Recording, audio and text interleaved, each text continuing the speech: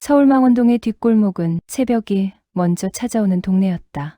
아직 하늘이 푸른빛도 띄지 못한 시간, 쓰레기차의 브레이크 마찰음이 골목을 넘어가고 편의점 앞 언두, 기계가 첨보를 내렸다. 그 소음을 베고 일어나는 것은 늘 한결이었다. 알람은 필요 없었다. 그의 몸은 새벽 5시면 자연스레 기름의 온도를 찾았다. 불빛 식당. 가게란 말이 미안할 만큼 작은 공간, 낮은 천장에 기름이 눌어붙고 후드에는 지난 계절의 김이 희미한 자국으로 남아 있었다. 낡은 간판은 바람이 불면 삐걱대며 뒤틀렸고 비 오기 전날이면 영락없 형광등이 먼저 떨었다. 그러나 이 초라한 장소가 하루에도 수십 번 불에 숨을 쉬는 곳이었다. 한결은 불을 생물이라고 믿었다. 점화 버튼을 누르기 전에 먼저 손등을 철판 위로 스치듯 올렸다 내렸다.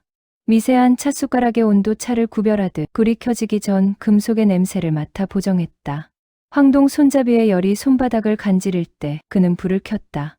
그리고 팬 위로 흘린 기름이 마치 살아있는 것처럼 떨고 그림자처럼 팬의 곡면을 타고 흘렀다. 한결은 그때야 비로소 말을 시작했다. 아직이야.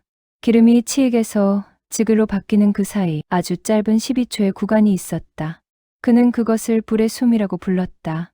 원재료가 덜컥 팬에 닿아 놀라지 않고 불이 먼저 재료를 맞이할 준비를 끝낸 시점. 그의 귀는 그 소리의 높낮이를 들었고 그의 코는 그 순간의 냄새를 기억했다. 타기 전, 익기 전의 냄새. 한결은 29. 군대에서 취사병도 아니었고 요리학원 졸업장도 없었다. 대학은 다니다 말았고 중국집 배달, 주유소 야간, 마트 시식 알바, 고깃집, 철판 보조 팔에 화상 자국이 늘어갈 때마다 손은 더 정확해졌다. 누구는 그를 운 없는 청년이라고 했고 또 누구는 어릴 때부터 집안일만 하던 얌전한 놈이라 했지만 그를 설명하는 말 중 어느 것도 그의 귀가 가진 감각을 담아내지는 못했다. 처음부터 불빛 식당이 그의 꿈은 아니었다. 23살, 첫 월급으로 사준 어머니의 프라이팬을 망가뜨린 날 밤, 그는 처음 지글과 치익의 차이를 들었다. 기름이 충분히 달군 팬에서 내는 소리는 미세하게 고음의 꼬리를 달고 있었고 낮은 열에서 성급히 올린 고기의 소리는 끝이 둔탁했다. 고기가 팬에서 스스로 떨어지려 할 때 그것은 이미 뒤집어도 좋다는 신호였다. 소금이 고기의 표면에 녹아드는 속도와 김의 투명도가 일치하는 순간 간은 맞았다. 그는 온도계를 들이대지 않아도 알았다. 귀와 코, 손끝의 촉각이 스스로 정답을 찾았다. 그러나 이런 노동자의 감각을 믿어주는 곳은 많지 않았다. 학력은, 경력은, 수상 실적은? 면접에서 늘 같은 질문이 돌아왔다. 철판 보조 좀 했습니다. 그러니까 실적은요? 그는 자기 손등의 화상, 자국을 조용히 숨겼다. 실적에선 빛나지 않지만 손은 거짓말을 하지 않는다고 믿었기 때문이다. 불빛 식당은 처음엔 하루 평균 손님 3명이었다. 점심 한 팀, 저녁 한 팀, 술 취한 손님 1명. 장사를 마치고 나면 계산대에 남는 건 동전 한 줌과 공과금 고지서뿐이었지만 한결은 매일 새벽 문을 열었다. 철판은 전날보다 더 매끄럽게 닦여 있었고 기름은 늘 같은 브랜드의 같은 배치에서만 사왔다. 재료가 달라지면 소리가 달라졌고 소리가 달라지면 하루가 엉켰다. 그의 생활은 단조로웠지만 그 단조로움 속에 훈련이 있었다. 청각 훈련 핸드폰 메트로놈 앱 대신 끓는 소리를 박자로 외웠다. 치익사, 지글사 보글팔 소리에 박자를 붙여 재현성을 높였다. 후각 훈련 아침마다 들기름 한 방울을 손등에 묻혀 온도에 따른 향의 변화를 기록했다. 차가운 향 풀냄새, 미지근한 향 견과, 뜨거운 향 고소 뒤 쌉쌀. 촉각 훈련 펜 손잡이를 3초간 쥐고 열이 올라오는 속도를 몸으로 외웠다. 손바닥의 통증은 그의 온도계였다. 지구력 훈련, 하루 14시간 서서 일했다.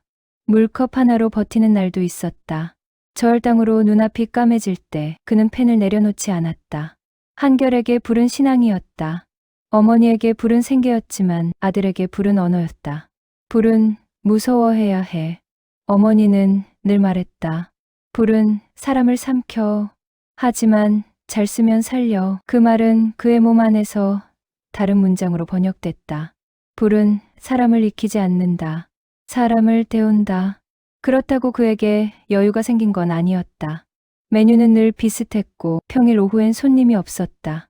배달앱의 리뷰란은 텅 비었고 동네 맘카페에 뜬 글 한 줄이 손님 셋을 데려오면 다음 날엔 밤새 비가 내려 아무도 오지 않았다. 한 달 중 열흘은 적자였다. 폐업을 결심할 때마다 어머니가 국자 끝으로 그의 등을 툭 건드렸다. 불. 아니요. 그럼 오늘도 켜. 그렇게 열흘, 한 달, 반년. 그는 스스로를 시험하기로 했다. 불빛 식당의 하루를 기록하자고 휴대폰을 식당 구석 스마트폰 거치대에 올려놓고 타이머를 맞췄다. 촬영 버튼을 누르고 철판을 달궜다. 고기를 올리고 묵은 김치를 얹었다. 팬 위에서 빨간 기름이 퍼지며 붉은 서울이 태어났다. 그는 한마디를 남겼다. 이건 서울 3시의 냄새입니다. 그 짧은 1분짜리 영상을 업로드한 건 새벽 2시 반이었다. 해시태그는 그가 처음이자 마지막으로 고민한 마케팅이었다. 샵불빛 식당, 샵 서울 3시의 냄새, 꼴목이 불 샵 한식은 뜨겁다. 그날은 별일 없겠지 라고 생각하고 그는 잠이 들었다. 아침에 눈을 떴을 때 휴대폰이 미친 듯 울렸다. 알림 숫자가 셀 수 없을 정도로 올라가 있었다. 댓글은 전 세계 언어로 달렸다. I can hear the heat. This is not cooking. This is poetry. What is that red sauce? 국내에서도 달달달인 생여행 같은 여행 미식 채널들이 그의 영상을 퍼갔다. 야 이거 미쳤다. 소리로 불보는 남자. 영상이 하루 만에 100만을 넘기고 이틀째가 되자 국내 포털 메인에 올랐다. 동네 가게 앞에 낯선 사람들이 고개를 내밀어 사진을 찍었다. 한결은 여전히 벽에 기댄 선풍기를 켜고 있었고 어머니는 변함없이 국을 데웠다. 사흘째 되는 날 오후 가게에 2명의 손님이 들어왔다. 둘 다 프랑스어를 빠르게 주고받았다. 한 사람은 곧 유창한 한국어로 말을 건넸다. 혹시 한결 셰프님? 프랑스 문화원에서 나왔습니다. 또 한 사람은 명함을 내밀었다. 알리앙스 프랑세즈 서울 문화 프로그램 큐레이터 마리 베르나르. 영상 잘 봤어요. 소리와 불, 향의 감각이 탁월하더군요. 다음 주 금요일 저희 문화원에서 작은 시식회를 여는데요. 혹시 서울 3시의 냄새를 직접 보여주실 수 있을까요? 한결은 말없이 고개를 끄덕였다. 준비할 건 없어요. 그냥 불만 있으면 돼요. 마리가 웃었다. 그 말 프랑스에서 듣고 싶네요. 그들이 돌아간 뒤 한결은 빈 그릇을 포개어 싱크대에 올렸다. 어머니가 묻지 않아도 그는 먼저 말했다. 엄마, 나 불 보여주고 올게요. 프랑스, 거긴 멀지. 불은 가까워. 어머니는 그 말을 듣고 한참 웃었다. 그 불은 가까워. 시식회는 어설펐지만 인상적이었다. 하얀 접시 대신 덩그러니 놓인 펜, 군데군데 까맣게 탄 자국. 한결은 마이크도 쓰지 않고 설명도 최소한으로 했다. 지금은 불이 숨을 쉬고 있어요. 그 말과 동시에 끓는 소리가 박자를 바꾸었다. 갓 지은 제육볶음 한 점, 묵은 김치 한 점, 하얀 밥 한 숟갈이 한 접시에 올랐다. 사람들이 고개를 숙여 냄새를 맡았다. 프랑스인 노 교수가 첫 숟갈을 뜨더니 눈썹을 천천히 올렸다. 이건 우리 마을의 빵 굽는 냄새와 닮았군. 마리가 옆에서 속삭였다. 집의 냄새죠. 그날 밤 마리는 프랑스 파리의 동료에게 메일을 보냈다. 이 청년은 온도계 없이 열을 조각합니다. 그리고 그 열로 사람을 울립니다. 일주일 뒤 한국의 프랑스 문화원 메일함을 통해 미슐랭 협회 실무진의 이름이 보였다. 비공식 테스트가 가능하겠느냐는 간단한 문장. 조건은 이랬다. 냉장고에 있던 어제의 재료만으로 즉흥 조리를 할 것, 온도계와 타이머 사용 금지, 시식 후 맛의 일관성에 대한 내부 평가. 마리는 곧장 한결에게 전화를 걸었다. 괜찮겠어요? 불만 있으면 된다고 했잖아요. 여긴 프랑스예요. 불은 한국어로 타도 프랑스어로도 데워요. 그때서야 한결은 비행기 표를 알아봤다. 통장에는 원래 없다시피 하던 잔액과 시식회 뒤로 몰려든 손님들이 남긴 카드 매출이 있었다. 그는 얇은 장부의 마지막 페이지에 메모했다. 카드는 다음 달에 막힌다. 불은 다음 달에도 켜진다. 불은 언어다. 짐을 싸려니 챙길 게 없었다. 철판 하나, 국자 하나, 어머니가 담가둔 고추장 작은 통. 어머니는 마지막으로 봉투 하나를 건넸다. 민망하지만 내가 내부리니 받아라. 봉투엔 현금이 들어 있었다. 그는 고개를 세차게 저었다. 엄마, 필요 없어. 불은 항상 등줄기에 식은땀 나는 거야. 자식은 항상 거기서 살아. 출국 전날 밤 한결은 가게 불을 끄지 않았다. 문 닫히는 소리를 미루듯 철판을 한 번 더 닦고 또 닦았다. 펜의 바닥에 맺힌 작은 흠집들을 손가락으로 더듬자 이상하게도 안도가 밀려왔다. 이 흠집들이 내 날보다 더 정확하게 나를 기억해 줄 거라는 확신이 들었다. 그는 의자에 앉아 눈을 감았다. 아무 소리도 들리지 않는 새벽이 오래였다. 잠깐 졸았는지 가게 문이 덜컥 열리는 소리에 눈을 떴다. 동네 분식집 사장 정아주 씨였다. 내일 간다며? 이거라도 들고 가. 거긴 김치도 비싸다며. 그녀는 덜 익은 배추김치 한 통과 너무 푹 익은 묵은지를 함께 내밀었다. 둘 다 가져가. 사람 마음은 이 둘 사이라더라. 한결은 두 통을 받아 들고 그들 사이에 흐르는 오래된 연기를 보았다. 주방 노동자들만 알 수 있는 냄새였다. 기름 냄새 속에서만 올라오는 의외로 따뜻한 냄새. 다녀오겠습니다. 그는 고개를 숙였다. 정아주 씨는 손사래를 쳤다. 야, 다녀오겠습니다는 군대에서 하고 여긴 내 집이야.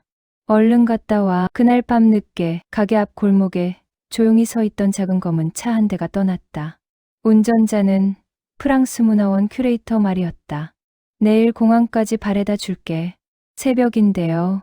불 켜진 가게 앞에 서 있는 사람을 그냥 두고 갈 순 없잖아요. 한결은 창밖으로 골목을 바라봤다. 비가 올 듯 공기가 무거웠다. 가로등 사이사이에 있는 어둠이 낮은 숨을 쉬고 있었다. 불빛 식당의 불은 마지막까지 꺼지지 않았다.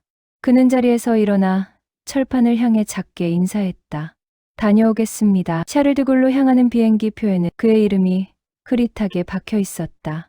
낡아 보이는 여권을 쥔 손엔 화상 자국이 선명했다.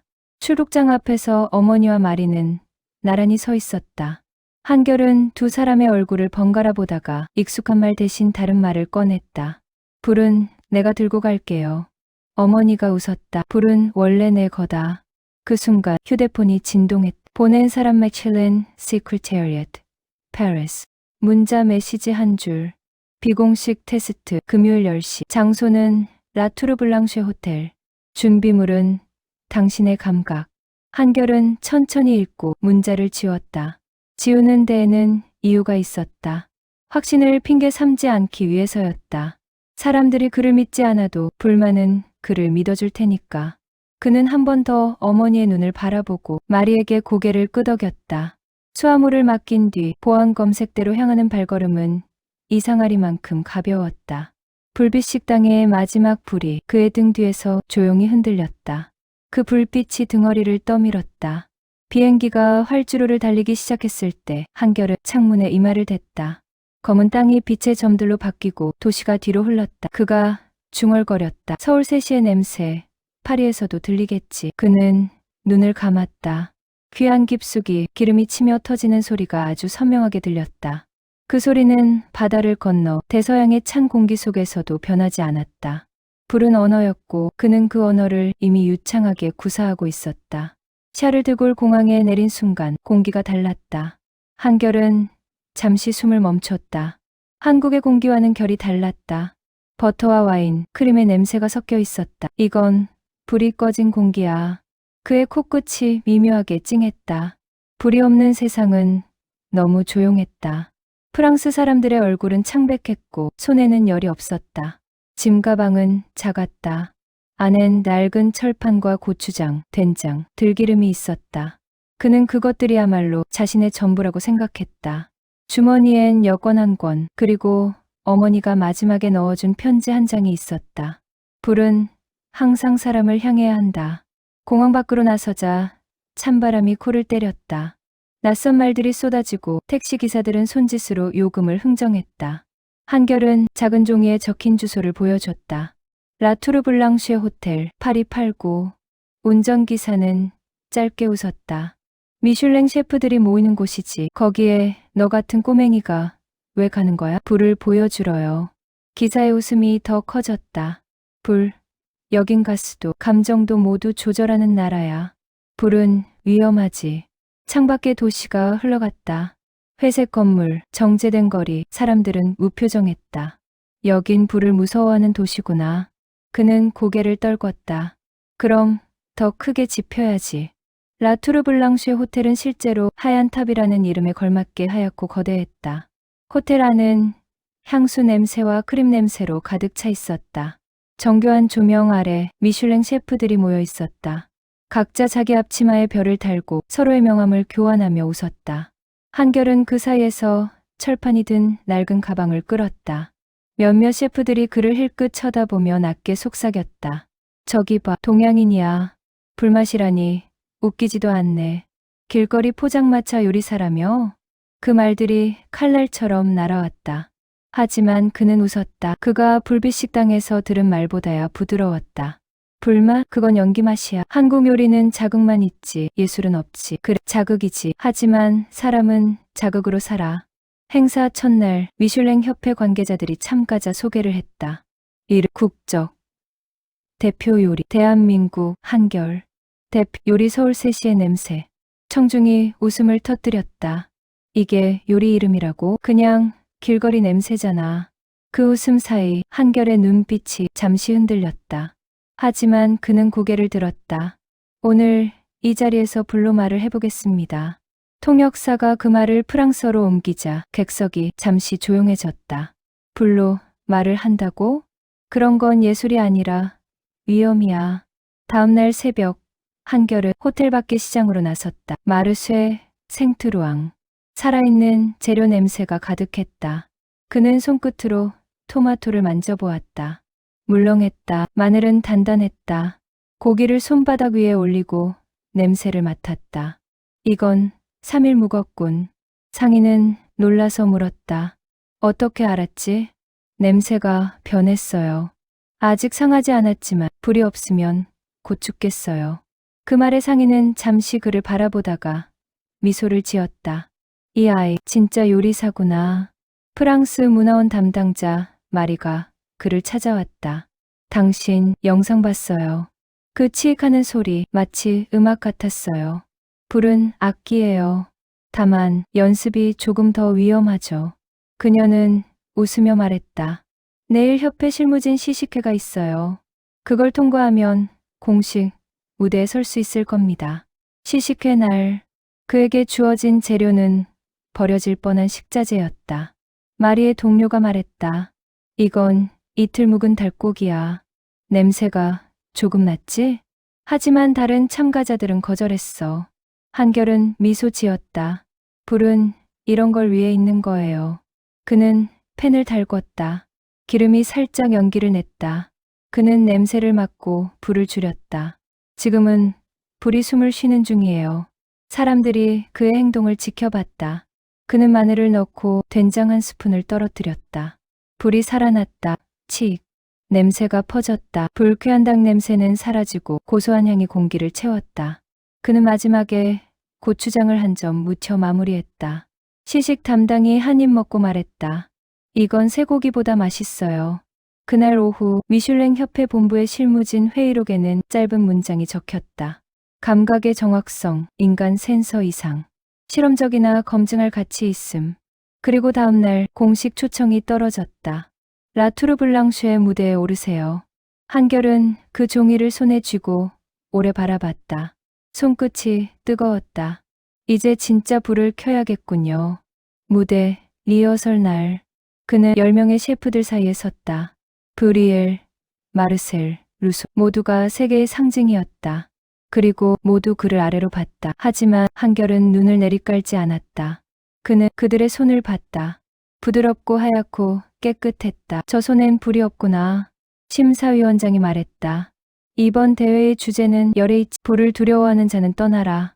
모두 웃었다. 그 웃음 사이에서 한결은 조용히 철판을 꺼냈다. 낡았고 까맣게 탄 자국이 남아 있었다. 불을 두려워하지 않는 사람은 한국에서 왔습니다. 그리고 파리의 미식, 제국을 뒤흔드는 촛불이 켜졌다. 앙투안 브리엘. 이름만 들어도 프랑스 주방은 숨을 죽였다. 그는 온도는 언어이고 요리는 수학이다라는 신념으로 프랑스 미식계를 지배한 인물이었다. 그가 만든 온도 그래프는 미슐랭 협회의 표준 문서로 쓰였다. 요리는 예술이 아니었다. 정확한 계산의 총합이었다. 라투르블랑쉐의 첫 무대. 스포트라이트가 번쩍이며 두 사람의 이름이 호명됐다. 앙투안 브리엘, 프랑스의 정밀. 한결, 대한민국의 감각. 사람들은 속삭였다. 이건 게임이 아니지. 한결은 실험 도구조차 안 쓰잖아. 한국인은 불을 감정으로 쓰는 사람들이다. 과학이 아니야. 브리엘은 흰 장갑을 낀 손으로 칼을 들었다. 그의 칼질은 군인 같았다. 각 재료의 두께는 0.5mm 오차도 없었다. 그는 정적 속에서 말했다. 요리에는 감정이 필요 없어요. 온도가 정확하면 맛은 자동으로 따라옵니다. 한결은 그의 칼끝을 바라보다가 미소를 지었다. 정확하면 따뜻할까요? 따뜻하다는 건 측정할 수 없죠. 그게 문제예요. 당신은 온도를 알지만 열을 모르네요. 관객석이 웅성였다. 열을 모른다고? 저 한국 청년이 지금 프랑스의 신에게 그런 말을? 심사 주제는 단 하나, HAT 열의 미학. 제시된 재료는 동일했다. 쇠고기, 버터, 소금, 마늘. 다 정확한 온도계와 타이머 사용은 자유. 브리엘은 손목에 센서를 켰다. 58도, 12도, 90초. 요리는 수학. 그는 고기를 팬 위에 올렸다. 육즙이 살짝 올라오자 즉시 집게를 돌렸다. 모든 타이밍이 분 단위로 계산되어 있었다. 불이 아니라 그래프가 그의 주방을 지배했다. 한결은 그의 조리를 조용히 지켜봤다. 그의 눈동자는 불을 바라보는 사냥꾼 같았다. 기름이 튀는 소리, 칙. 한결의 손가락이 미세하게 움직였다. 그는 눈을 감았다. 지금 불이 숨을 쉬고 있다. 아직 고기의 심장이 안 깼어. 그는 팬에 손잡이를 들어 올렸다가 다시 내려놓았다. 불길이 고기를 그리고 고여. 브리엘의 요리는 아름다웠다. 완벽한 육즙, 일정한 두께, 황금빛 균일함. 심사위원의 얼굴에는 감탄이 번졌다. 완벽합니다. 계산된 예술이군요. 한결의 팬은 반대로 거칠었다. 연기가 살짝 일고 소리가 튀었다. 관객들이 눈살을 찌푸렸다. 저건 실수야. 타버렸잖아. 하지만 그는 계속 불을 조절했다. 팬을 기울이고 기름을 모으고 소금 하나를 흩뿌렸다. 지금이다. 그가 불을 껐다. 잠시 후 고기의 표면이 은빛을 띠며 식기 시작했다. 그는 칼로 자르지 않고 손으로 찢었다. 심사위원이 놀랐다. 손으로요? 손끝이 더 정확합니다. 고기가 들숨을 멈추는 순간을 느낄 수 있으니까요. 심사위원들이 동시에 두 요리를 시식했다. 먼저 브리엘의 스테이크. 감탄이 터졌다. 균일한 익힘. 완벽한 텍스처. 수학이 만들어낸 최고의 구조. 그들은 이어서 한결의 요리를 먹었다. 한결의 고기는 완벽하지 않았다. 한쪽은 조금 더 익었고 다른 한쪽은 육즙이 많았다. 그러나 입안에 넣자 심사위원의 손이 떨렸다. 이건. 그는 눈을 감았다. 살아있어요. 입안에서 숨을 쉬어요. 브리엘이 비웃었다. 그건 우연이죠. 재현이 안 되잖아요. 심사위원장은 한결의 펜을 들어 여러 상 카메라를 비췄다. 화면에 놀라운 그래프가 나타났다. 고기 중심의 온도 곡선이 브리엘의 것보다 더 정밀하게 대칭을 그리며 상승해 있었다. 우연이 아니군요. 손의 움직임이 정확히 열의 흐름과 일치합니다. 관객석에서 숨이 멎었다. 브리엘이 굳은 목소리로 말했다. 어떻게 그걸 조정했지? 불은 말이 없어요. 대신 소리가 있어요. 치익은 아직 젖은 불, 지글은 뜨거운 숨. 보글은 이제야 살아난 온도예요. 그는 손끝을 보여줬다. 굳은 살과 화상 자국이 겹쳐 있었다. 이건 수학이 아니라 기억입니다. 열은 몸이 배우죠. 심사위원장이 선언했다. 승자는 한결. 순간 객석이 술렁였다. 말도 안 돼. 프랑스의 브리엘이 한국인에게 졌다고? 하지만 누구도 결과를 부정하지 못했다. 브리엘 자신이 고개를 숙였다. 58도는 완벽했지만 그의 불은 영혼의 온도였어요. 시상식 후 브리엘은 한결을 찾아왔다. 그의 눈에는 자존심과 존경이 동시에 있었다. 내가 20년을 걸쳐 만든 공식이 무너졌어. 당신은 아무것도 쓰지 않고 내 그래프를 뛰어넘었지. 그래프는 직선이지만 불은 살아있어요. 그럼 당신은 어떻게 불을 통제하죠? 통제하지 않아요. 불을 믿어요. 그날 밤, 브리엘은 기자들에게 말했다. 나는 인간을 숫자로 보았다. 하지만 그는 불을 인간처럼 보았다. 르몽드는 헤드라인을 이렇게 썼다. 수학을 이긴 감각. 한국의 불이 프랑스를 데웠다. 대회가 끝난 뒤 한결은 호텔 옥상에 올라가 파리의 밤을 내려다봤다. 도시의 불빛은 정제되어 있었다. 가로등의 불, 자동차의 불, 간판의 불, 모두 제어된 빛이었다. 그는 조용히 속삭였다. 이 도시는 아직 진짜 불을 몰라. 손바닥에 화상 자국이 다시 따끔거렸다. 그건 고통이 아니라 증명이었다. 그의 불은 계산이 아닌 인간의 감각으로 이뤄낸 과학이었다. 그는 고개를 들었다. 이제 향의 벽을 넘어야겠군. 불빛이 그의 눈에 비쳤다. 그 불빛은 더 이상 흔들리지 않았다.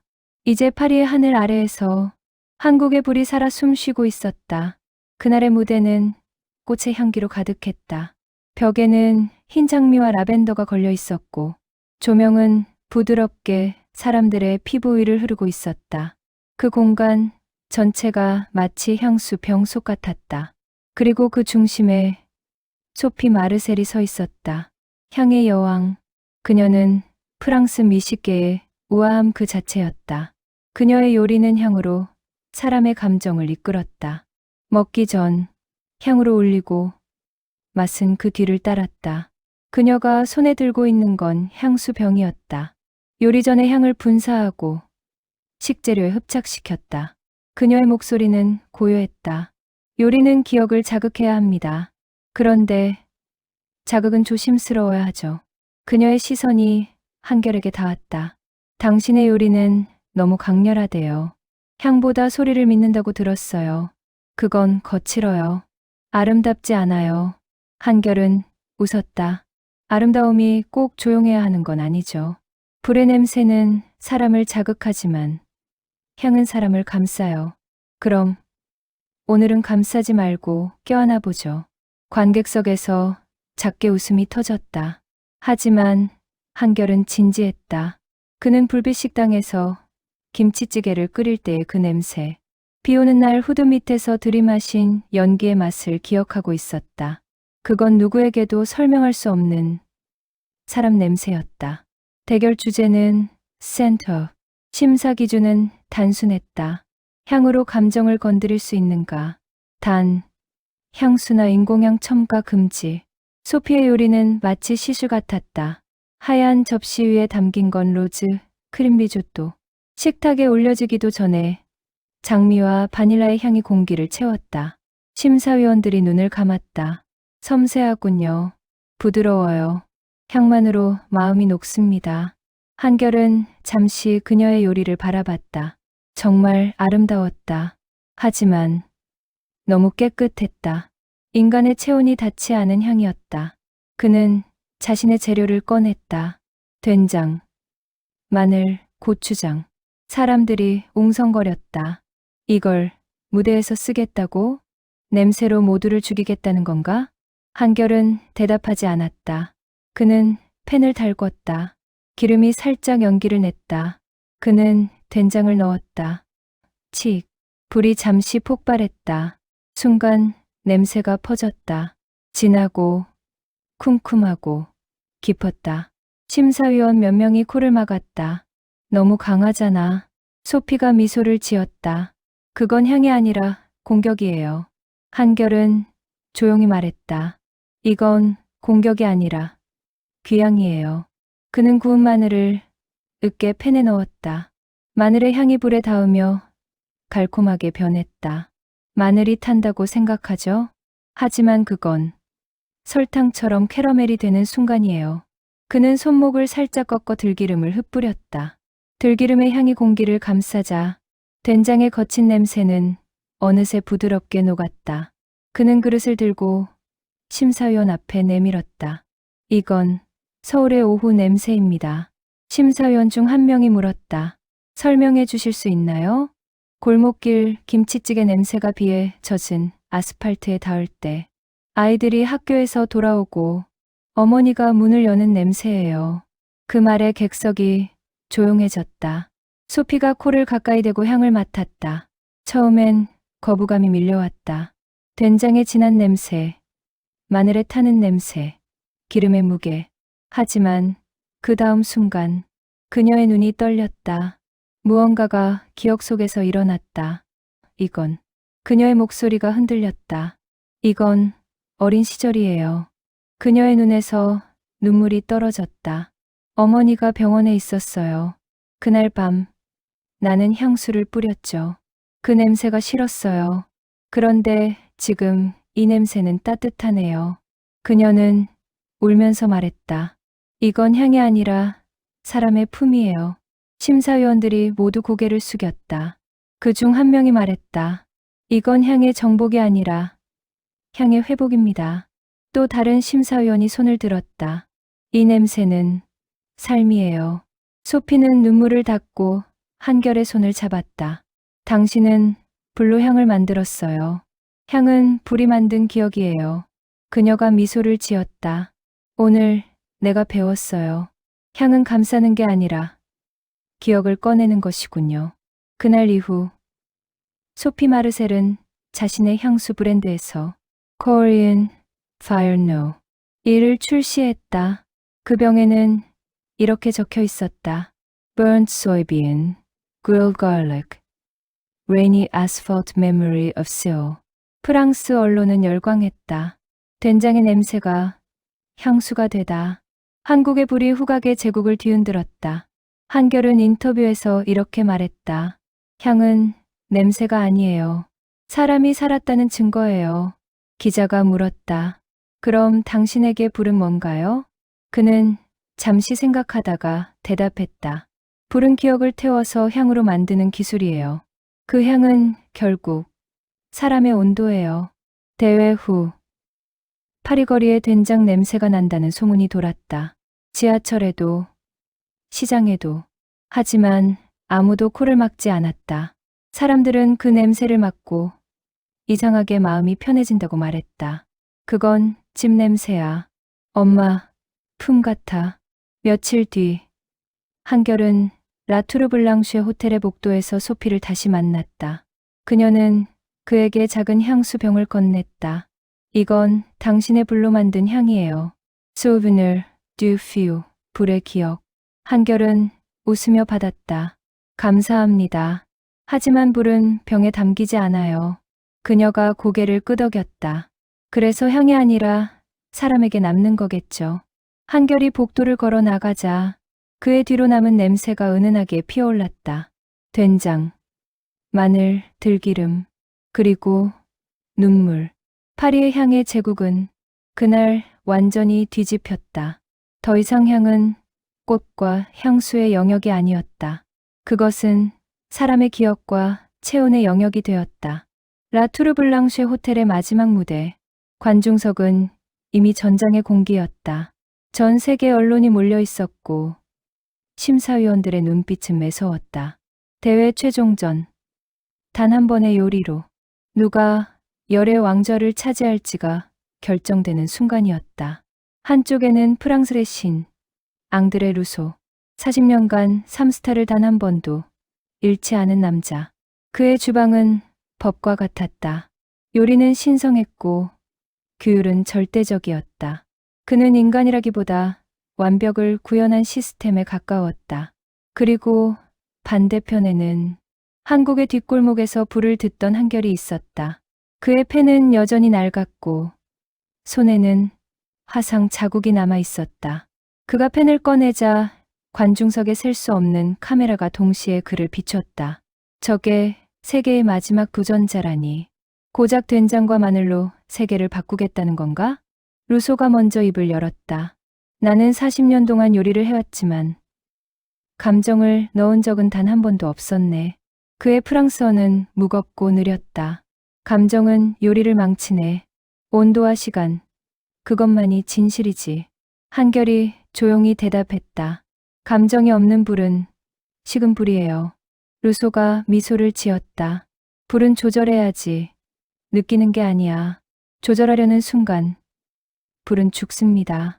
둘의 대화는 이미 전쟁이었다. 누구도 웃지 않았다. 심사 주제가 공개됐다. PRFCTION 완벽의 철학. 단 하나의 요리. 단 하나의 재료로 자신을 증명하라. 루소는 미소를 지었다. 그는 스테인리스 식칼 세트를 가지런히 놓았다. 정교한 손놀림으로 소스를 데우고 고기를 손질했다. 모든 것이 기계처럼 움직였다. 그의 손끝에서 나오는 움직임은 군대의 행진 같았다. 불은 그에게 복종했다. 쉿! 하는 기름 소리조차 일정했다. 심사위원들이 속삭였다. 이건 거의 예술을 넘었어. 정확함의 끝이야. 그의 접시 위에는 완벽한 대칭의 소스 라인, 미세한 두께 차이도 없는 스테이크 조각이 올려져 있었다. 온도, 수분, 질감 모두 완벽했다. 이제 한결의 차례였다. 그는 고개를 숙이고 펜을 닦았다. 그리고 말했다. 저는 오늘 김치찌개를 하겠습니다. 순간 객석이 폭발했다. 김치찌개, 저게 장난인가? 프랑스의 최고 무대에서 가정식이라니. 루소의 입꼬리가 비틀렸다. 그게 요리라고 부를 수 있나? 불이 있는 곳엔 요리가 있어요. 심사위원장은 잠시 머뭇하다가 고개를 끄덕였다. 규정에 어긋나지 않소. 단, 평가 기준은 동일하다. 한결은 재료를 꺼냈다. 묵은 김치, 돼지고기, 파, 마늘. 그 단순한 재료들이 스테이지, 조명, 아래 놓이자 기자들의 카메라 플래시가 터졌다. 저 재료로 세계를 상대한다고? 그는 불을 켰다. 기름이 팬을 타고 흘렀다. 칙! 그 소리에 몇몇 심사위원이 몸을 움찔했다. 이건 지금까지의 정제된 프랑스식 조리 소리가 아니었다. 거칠고 살아있는 소리였다. 그는 고기를 볶았다. 기름이 튀었고 마늘이 눌어붙었다. 연기가 일었다. 관중이 웅성였다. 저건 타는 냄새야. 하지만 한결은 눈을 감았다. 그의 귀는 불을 듣고 있었다. 이제야 숨을 쉰다. 그는 김치를 넣었다. 팬이 붉게 물들었다. 된장과 고추장을 섞어 넣었다. 치시익. 불길이 치솟았다. 한결은 그대로 가마솥을 덮었다. 이제 불이 일을 하게 둬야죠. 루소는 그의 모습을 비웃었다. 끓이는 요리는 아무도 감동시키지 못해. 그건 집밥이지. 예술이 아니야. 한결은 대답하지 않았다. 예술은 누가 먹습니까? 집밥은 사람이 먹어요. 가마솥이 들썩였다. 수증기가 뿜어져 나왔다. 냄새가 퍼졌다. 된장의 진한 향, 마늘의 탄 향, 김치의 산미, 그리고 돼지고기의 기름향. 사람들이 코를 막았다. 그러나 시간이 흐르자 코를 막은 손이 하나씩 내려갔다. 이 냄새, 이상하게 따뜻해.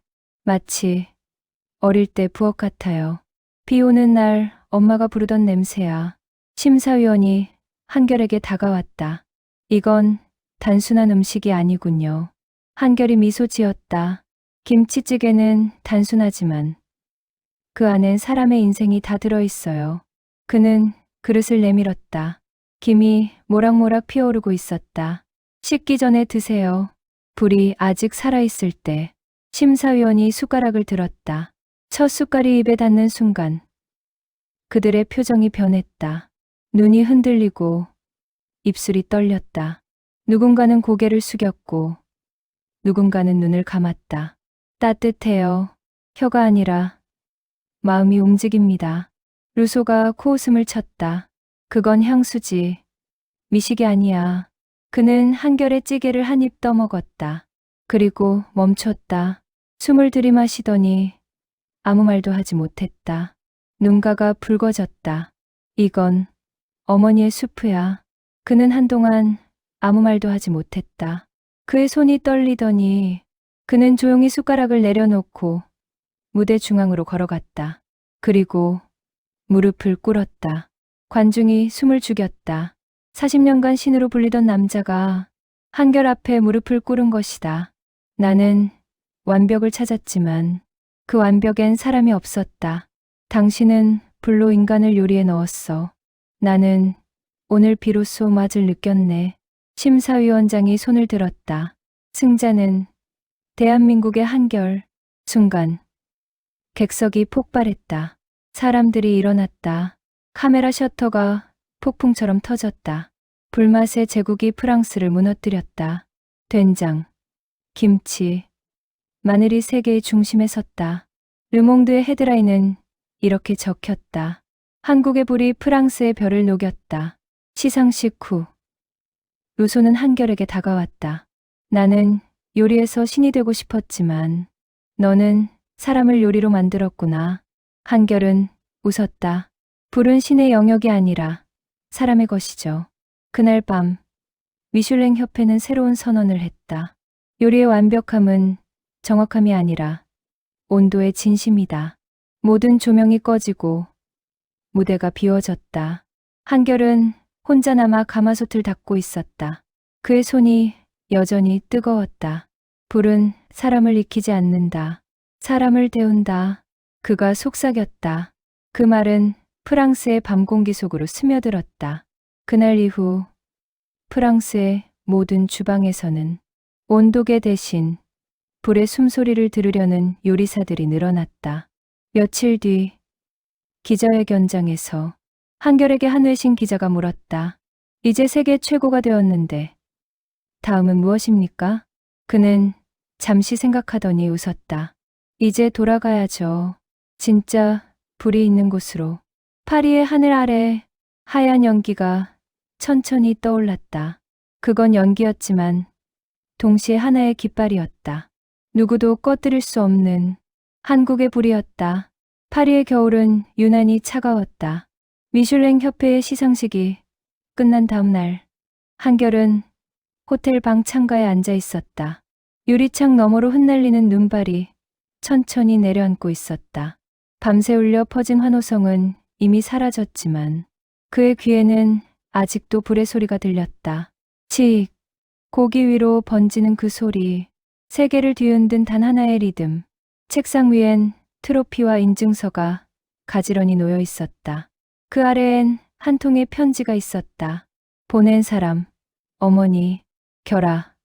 불은 무섭지만 사람을 살리는 건 늘 그거다. 불은 손을 태우지만 마음을 녹이지. 내 불이 세상을 따뜻하게 만들면 좋겠구나. 한결은 천천히 손으로 글자를 따라 썼다. 불은 사람을 살린다. 그 문장이 마음속에 박혔다. 그는 자리에서 일어나 가마솥을 닦았다. 이제 돌아가야겠네. 며칠 뒤 인천공항. 대한항공 여객기 문이 열리자 따뜻한 공기가 밀려왔다. 냄새가 다르다. 그의 코끝에 들기름과 매운 고추장의 냄새가 스며들었다. 그 냄새만으로도 가슴이 뜨거워졌다. 이게 내 불이지. 공항 출구에는 작은 현수막이 걸려 있었다. 한결, 셰프 귀국을 환영합니다.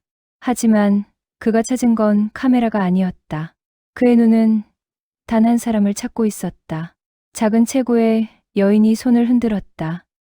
결아, 어머니였다. 그는 뛰어가 그녀를 끌어안았다. 엄마, 세상 불 다 보고 왔니? 응. 그런데 세상 어디에도 우리 불만큼 따뜻한 건 없었어. 그녀가 웃었다. 그럼 됐다. 그게 다야. 그날 밤 한결은 다시 불빛 식당으로 돌아왔다. 낡은 간판, 낮은 천장, 기름때 묻은 철판. 모든 것이 예전 그대로였다. 그는 불을 켰다. 팬 위에 기름이 흘러내렸다. 칙! 그 소리에 문 밖에서 동네 사람들이 하나둘 들어왔다. 한결이 돌아왔대. 그 파리 간 그놈 맞지? 이젠 별 5개짜리 요리 아니야? 한결이 웃으며 대답했다. 별은 하늘에 많아요. 이불엔 사람만 있으면 됩니다. 그는 동네 사람들에게 요리를 나눴다. 김치찌개, 제육볶음, 달걀말이. 아무것도 특별하지 않은 음식. 하지만 그 냄새는 그 어떤 미슐랭 식당보다 깊었다. 한 아이가 물었다. 삼촌, 파리 사람들은 이거 먹고 뭐래요? 따뜻하대. 왜요? 우리 불이니까. 며칠 후 한결의 식당 앞에는 이상한 광경이 펼쳐졌다. 서양인 관광객들이 줄을 서 있었다. 그들은 여행 가이드북이 아닌 So 3pm Flavor라는 해시태그를 보고 찾아온 사람들이었다. 그들은 김치찌개를 먹고 울었다. 이건 향수보다 강한 맛이에요. 어디서 이런 냄새가 나죠? 집 같아요. 한결은 묵묵히 불을 조절하며 말했다. 한국의 불은 사람을 익히지 않습니다. 사람을 기억하게 하죠. 몇 달 뒤 프랑스의 앙드레 루소가 불빛 식당을 방문했다. 그는 조용히 문을 열고 들어왔다. 이게 내 부엌이구나. 환영합니다. 루소가 식탁에 앉으며 말했다. 파리에서 내 향기가 아직도 남아있더군. 된장 냄새가 이제 사람들의 대화에 섞였어. 한결이 웃었다. 그건 불이 아직 그곳에 있다는 뜻이에요. 루소가 찌개를 한 숟갈 떠먹었다. 이제 알겠네. 완벽은 여기에 있었어. 그날 밤 한결은 가게 문을 닫고 밖으로 나왔다. 서울의 밤거리는 여전히 붉게 물들어 있었다. 노점의 불빛, 자동차 헤드라이트, 골목의 등불, 모두 불빛이었다. 그는 하늘을 바라보며 조용히 말했다. 불은 사람을 익히지 않는다. 사람을 데운다. 그 말이 바람을 타고 흘렀다. 그 불빛들이 서로를 비추었다. 그건 단순한 불이 아니었다. 한국인의 손끝에서 세상을 데운 불. 그의 불이었다. 그리고 그 불은 이제 세상 곳곳에서 타오르고 있었다. 몇 달 후 프랑스의 유명한 요리학교 르꼬르동 블루에는 새로운 강의가 생겼다.